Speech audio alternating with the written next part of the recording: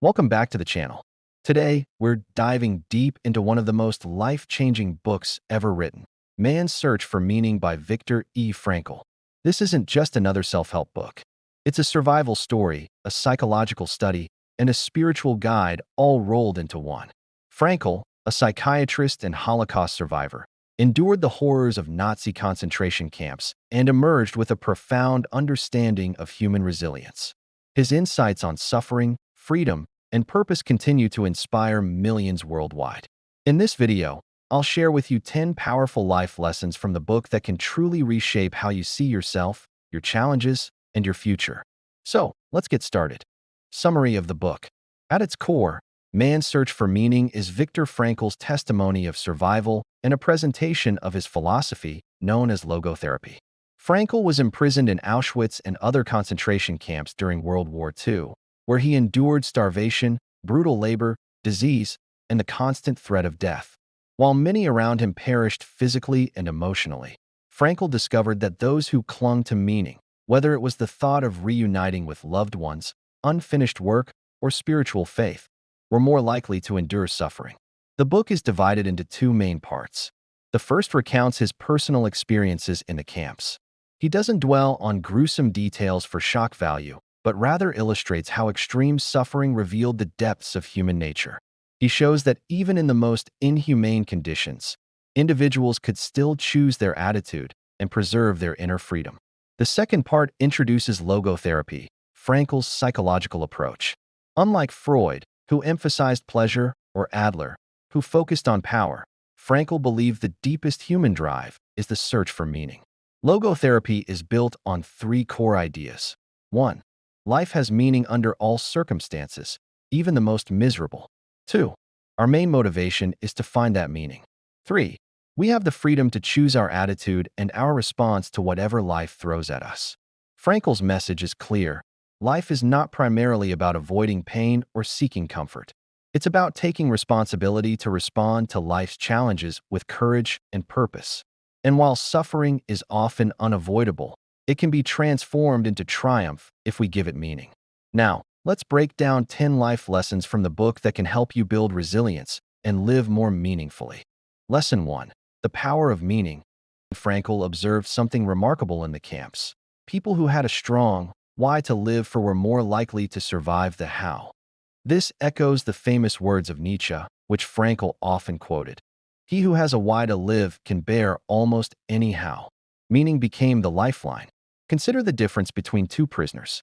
One clung to the hope of finishing an important book he had been writing before his arrest. Another had lost all sense of purpose, feeling that nothing was left for him outside the camp. The first man could endure daily torment because his life still had direction. The second withered away, both physically and spiritually. Frankl himself survived by imagining a future beyond the barbed wire. He would lecture about the psychology of suffering. He would reunite with his wife. He would rebuild his career. These visions gave him purpose beyond the daily horrors. The lesson here is that meaning is stronger than circumstances. When we face difficulties, whether it's illness, financial setbacks, or emotional struggles, focusing on our why can sustain us. If we have a vision, a goal, or someone we love deeply, we can endure hardships far longer than we think. In everyday life, this means seeking purpose beyond comfort or pleasure. Comfort fades, and pleasure is fleeting, but meaning endures. For some, it comes from work. For others, from relationships, faith, or service. Whatever form it takes, meaning transforms suffering into strength. Ask yourself, what is the why that makes your struggles bearable? If you can answer that, you've already tapped into the same force that carried Frankl through Auschwitz. Lesson 2. Suffering can be transformed. Suffering is an inevitable part of life. No one escapes it, whether it's grief, illness, failure, or loss. But Frankl's insight is that suffering is not meaningless. When it cannot be avoided, it can be given a purpose. In the camps, prisoners endured freezing temperatures, brutal labor, and starvation. Some collapsed under the weight of despair. Others managed to endure because they reframed suffering as a test of inner strength. Frankl noted that even when stripped of everything, individuals could turn suffering into achievement by facing it with dignity and courage. He describes a fellow prisoner who comforted others despite his own pain. His suffering was no less real, but he transformed it into service. That act gave his misery purpose. Similarly, Frankl coped by imagining himself delivering lectures about human resilience. In doing so, he turned suffering into preparation for future teaching. This lesson applies directly to us. We often try to avoid or numb pain with distractions, denial, or self-pity. But Frankl's experience teaches us that if we accept suffering and ask, "What meaning can I draw from this?" it transforms us. For example, someone battling illness might use their journey to inspire others, turning personal pain into communal strength. It's not about romanticizing suffering. Frankl is clear: avoidable pain should be avoided. But when pain cannot be removed, our choice is to let it crush us or to rise by giving it meaning. That shift in perspective turns suffering into growth. The takeaway? Don't ask, "Why me?" Instead, ask, "What can this teach me? How can I use this to serve others or deepen my character?" In doing so, suffering becomes not the end, but the path to a higher purpose. Lesson 3: Freedom of attitude. One of Frankl's most profound discoveries in the camps was that even when everything is stripped away, freedom, possessions, dignity, one thing always remains: the freedom to choose our attitude. He explains that guards could decide whether a prisoner lived or died, but no one could dictate how a prisoner chose to respond internally. Frankl recalls moments when men comforted others, shared their last piece of bread, or endured suffering without bitterness. These small acts of defiance showed that the human spirit could never be fully enslaved. This freedom of attitude is not about denying reality. The prisoners still suffered. They still faced death daily. But Frankl realized that between stimulus and response lies a space. And in that space, we have the power to choose. That choice, he argued, is the essence of being human. Think about modern life. You may not be in a concentration camp, but you face situations you cannot control: a sudden illness, losing a job, or a broken relationship. You can't always change circumstances, but you can decide your response. Do you become bitter and hopeless, or do you choose resilience, gratitude, and courage? Frankl put it beautifully. Everything can be taken from a man but one thing, the last of the human freedoms: to choose one's attitude in any given set of circumstances. This lesson is empowering because it reminds us we are never completely powerless. Even in extreme suffering, the freedom to choose our mindset remains. And that freedom shapes our experience of reality. For you, this could mean choosing patience in frustration, hope in despair, or forgiveness in betrayal. It's not easy. In fact, it's often the hardest choice. But it's also the most liberating, because it reclaims your dignity and humanity. So next time you feel trapped by life, remember, you may not control the storm, but you can control how you sail through it. That's your ultimate freedom. Lesson 4: Responsibility to life. Another cornerstone of Frankl's philosophy is that life isn't something we question, it's something that questions us. Instead of asking, "What do I expect from life?" Frankl suggests we flip the question: "What does life expect from me?" In the camps, prisoners who focused only on their own suffering often fell into despair. But those who saw themselves as having a responsibility to survive for loved ones, to finish meaningful work, or even to bear suffering with dignity, found strength. Frankl realized that meaning isn't abstract. It's revealed in specific responsibilities we take on. This idea connects deeply to logotherapy, which emphasizes responsibility as the path to meaning. We are not free in the sense of escaping consequences, but we are free to respond to life's demands. Each day, life asks us, will you face this hardship with courage? Will you serve others when you could retreat into selfishness? Will you act with integrity even when it costs you? For Frankl, the essence of being human is taking responsibility, not just for survival, but for how we live. This is why he rejected the idea that happiness or success should be our main pursuit. They are byproducts of living responsibly, not the goals themselves. In everyday terms, this might look like raising children with love, caring for aging parents, standing up for justice, or dedicating yourself to meaningful work. These responsibilities can feel heavy, but they give life structure and meaning. Without them, existence feels empty. Frankl urged us to imagine life as a courtroom where we are on trial each day. The judge is life itself, and the verdict depends on how we respond. Did we step up, or did we shrink back? This framing isn't meant to burden us, but to inspire us. Responsibility gives us a reason to rise each morning, even when life is painful. So ask yourself, what is life asking of me today? The answer might not be dramatic. It could be showing kindness, working honestly, or simply enduring hardship with dignity. But each small act of responsibility becomes a thread in the fabric of a meaningful life. Lesson 5. Love is the highest goal. Frankl's reflections on love are among the most moving parts of man's search for meaning. While enduring starvation and exhaustion, he often found himself thinking about his wife. He didn't know if she was alive or dead, but the image of her face, the memory of her smile, and the bond of their love gave him strength. He realized that love has a power that transcends physical suffering. In fact, it can give life meaning even in the darkest conditions. Frankl writes that in a moment of deep despair, he suddenly felt that love was the ultimate and highest goal to which man can aspire. The very act of loving, whether or not his wife was still alive, gave him hope, dignity, and endurance. This lesson isn't limited to romantic love. Frankl broadens the definition to include love for family, friends, humanity, or even for a higher power.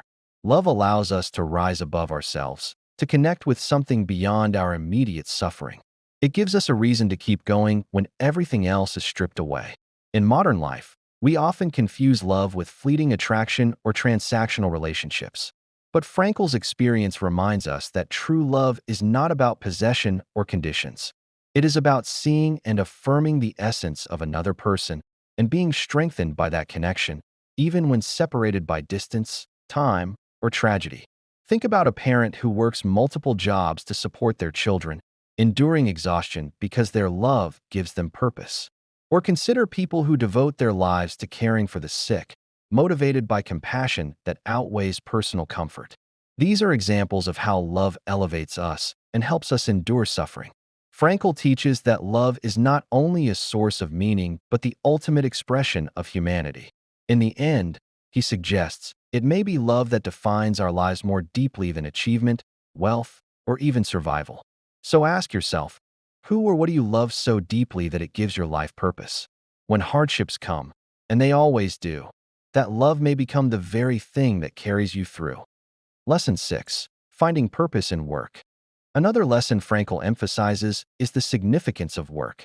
In the camps, he observed that prisoners who had a meaningful project waiting for them, whether it was writing, scientific research, or creative pursuits, often survived longer. Their unfinished work gave them a future to live for. Frankl himself imagined completing his manuscript on logotherapy, which had been confiscated when he was arrested. The thought of rewriting it from memory gave him determination. This is a powerful example of how purpose, embodied in meaningful work, can sustain us. Now, Frankl is careful to point out that work doesn't only mean a career or job title. It means dedicating yourself to something that feels valuable, something that only you can uniquely contribute. For one person, that may be raising children. For another, it may be creating art, writing, or serving a community. The important point is that your work should express your values and talents in service of something larger than yourself. In today's world, many people struggle with burnout or disillusionment because they see work purely as a paycheck. Frankl challenges us to see it differently. When we find purpose in what we do, whether big or small, we infuse life with meaning. Even mundane tasks can become purposeful when framed as service. For example, a nurse who tends to patients may see her daily routines not as chores, but as acts of healing. A teacher grading papers may see it as shaping the future. This perspective doesn't mean every job will feel inspiring every moment, but it does mean we can look for purpose in how we approach our responsibilities. Instead of asking, "What can I get out of this?" Frankl suggests asking, "What can I give through this?" One of the key takeaways from his philosophy is that our purpose is often revealed in what the world needs from us. Work becomes meaningful when it aligns with both our abilities and life's demands. So reflect, what is the work, big or small, that makes you feel alive? What contribution do you feel responsible for leaving behind? When you find that, you've discovered not just a career, but a calling. Lesson 7. Courage in suffering. Frankl often emphasized that suffering, though unavoidable, can be met with dignity and courage.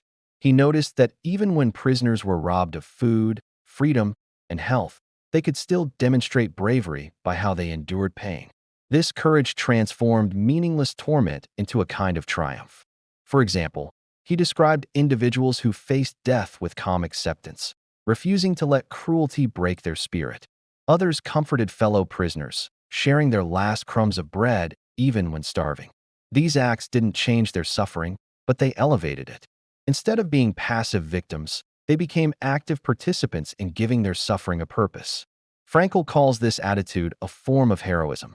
To him, courage in suffering is not about dramatic gestures, but about small, quiet choices, holding on to hope, retaining compassion, or refusing to surrender one's humanity. In this way, the camps became a testing ground where the nobility of the human spirit was revealed.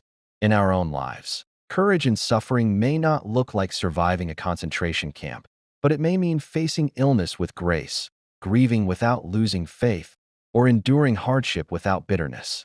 It's about choosing not to let pain define us, but to use it as a platform for growth. This lesson is deeply countercultural today. Modern society often teaches us to avoid discomfort at all costs. But Frankl suggests that it's precisely in suffering that our character is forged. By facing pain with courage, we demonstrate the depth of our humanity. The beauty of this perspective is that it gives meaning even to unavoidable suffering. If we must endure pain, why not do so with dignity? In doing so, we become examples of resilience to those around us. Our courage can inspire others, just as Frankl was inspired by his fellow prisoners. So, the next time you encounter hardship, remember, you may not control the suffering itself, but you can control whether you face it with despair or with courage. And in that choice lies a profound form of victory. Lesson 8. Transcending the self. Frankl argued that true fulfillment comes not from self-indulgence, but from transcending the self. That is, going beyond personal comfort to serve a cause greater than oneself. In the camps, prisoners who focused only on their own survival often succumbed to despair. But those who dedicated themselves to others, comforting, sharing, supporting, often endured longer. This self-transcendence gave their lives purpose even in misery. Frankl himself found strength by imagining how his survival could help others through his lectures and writings. This principle challenges the modern obsession with self-centered happiness. We are told to find ourselves, to chase pleasure, or to prioritize self-care above all else. While self-care has value, Frankl insists that meaning is rarely found in serving the self alone. Instead, it is discovered when we lose ourselves in service to others or in devotion to a higher purpose. Consider a teacher who sacrifices personal ease to educate children, a scientist who works tirelessly to solve global challenges, or a volunteer who spends weekends serving the homeless. These individuals transcend the self by aligning their lives with something larger than personal satisfaction. And in doing so, they discover fulfillment that selfish pursuits could never provide. Transcendence doesn't always mean grand gestures. It can be as simple as putting someone else's needs before your own in a moment of kindness, listening fully to a friend in pain, or showing up for family despite your own fatigue. Each act of stepping beyond yourself adds depth and meaning to life. Frankl's philosophy here is revolutionary. He argues that happiness cannot be pursued directly. It arises as a byproduct of transcending the self in the service of meaning.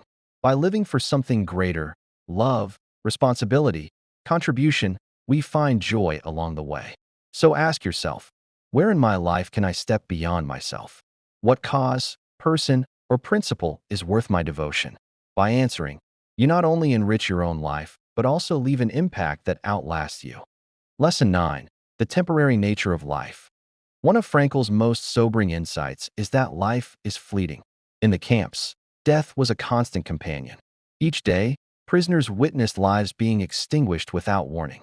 This brutal reality taught Frankl that the temporary nature of existence is not something to fear, but something that gives life urgency and meaning. If life were endless, our choices would lose weight. But because life is short, every decision matters. Each act of kindness, every responsibility fulfilled, and every moment of courage becomes significant precisely because it cannot be repeated. Frankl compares this to standing before a blank canvas. Every stroke of the brush counts, because once it's made, it cannot be erased. In the same way, every action we take becomes part of the permanent record of our lives. The awareness of life's fragility can push us to live more authentically and urgently. Think about how often we postpone meaningful action. We say we'll pursue our dreams tomorrow, mend relationships later, or express gratitude someday. But Frankl reminds us that tomorrow isn't promised. The time to live with purpose is now. This lesson also applies to suffering. When we know that pain is temporary, it becomes easier to endure. Frankl observed that many prisoners survived by reminding themselves that suffering, like life itself, would not last forever. The thought that pain had an endpoint gave them strength to persist. In today's world, acknowledging life's brevity can help us focus on what truly matters. Instead of wasting time on resentment, trivial pursuits, or endless distractions, we can invest in relationships, growth, and contributions that outlast us. So ask yourself, if life were to end tomorrow, what would you regret leaving undone? Use the awareness of life's temporary nature as motivation to live fully, love deeply, and act with urgency. Far from being depressing, this realization can set you free to live authentically. Lesson 10. The Human Spirit's Defiance. The final lesson is the triumph of the human spirit. Frankl witnessed unimaginable cruelty in the camps, yet he also witnessed resilience that no oppressor could crush. Even when stripped of everything, people still found ways to assert their humanity.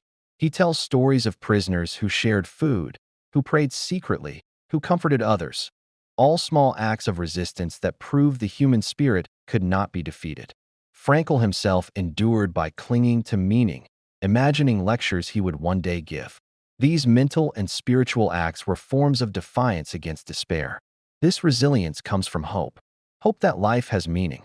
Hope that suffering can be transformed. Hope that freedom, though invisible, still exists in the mind and spirit. As long as hope endures, the human spirit defies destruction. The lesson here is powerful for our lives today. We may never face horrors like Auschwitz, but we all face battles, illness, injustice, heartbreak, or loss. In those moments, we too can practice defiance. By refusing to surrender to despair, by holding on to hope, and by living with dignity, we show that our spirit is unconquerable.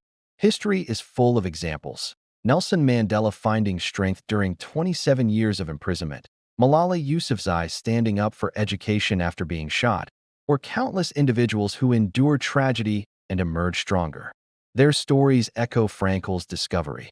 The body can be broken, but the spirit can remain unbroken. Frankl's ultimate message is that meaning is always available, even when freedom is denied. And it is this meaning that enables the human spirit to rise above any circumstance. So, the final takeaway: never underestimate your inner strength. You carry within you a spirit that can defy despair, transform suffering, and endure beyond the darkest storms. And that brings us to the end of our journey through man's search for meaning. Viktor Frankl's experiences teach us that even in the harshest conditions, we still have the power to choose, to love, to hope, and to live with purpose. The real challenge is applying these lessons to our daily lives, where meaning often hides in small responsibilities and quiet acts of courage. If this video resonated with you, take a moment to reflect. Which lesson speaks to you most right now? Share it in the comments. I'd love to hear your perspective. Don't forget to like this video, subscribe for more deep dives into life-changing books, and share it with someone who might need a reminder of the power of meaning.